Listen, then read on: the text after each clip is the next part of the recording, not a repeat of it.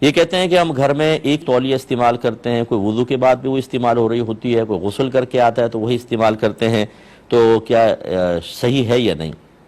دیکھیں شرعی اعتبار سے تو اس میں کوئی حرج نہیں ہے، کیونکہ اگر آپ وضو کرتے ہیں تو بہرحال اس میں وضو کا پانی تو لگتا ہے، لیکن جب اس کو لٹکا دیتے ہیں تو وہ سوکھ بھی جاتی ہے، اور فرض کر لیں نہ سوکھے کر کے آیا اور آپ نے اسی کو یوز کیا تو مستعمل پانی آپ کو لگے گا، اور یہ ناپاک نہیں ہوتا پاک ہی ہے، اگرچہ اس میں یہ مکروہ تنزیہی ہوتا ہے کہ یہ مستعمل پانی آپ کے چہرے یا کپڑوں پر گرے یا لگے۔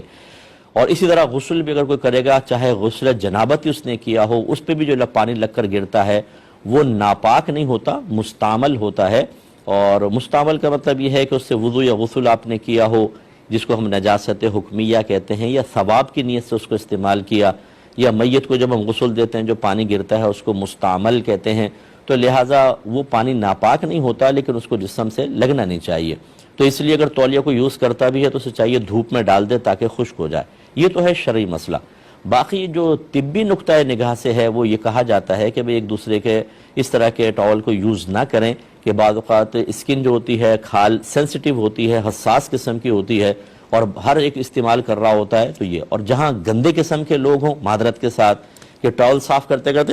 ناک بھی اس سے پہنچ دی، اب دوسرا بیچارہ منہ صاف کرے گا تو پھر آپ سوچ سکتے ہیں کہ یہ قدرتی میک اپ جو اس کے منہ پہ لگے گا وہ کیا ہوگا۔ تو یہ اگر اس قسم کے غلیظ قسم کے کوئی لوگ ہوں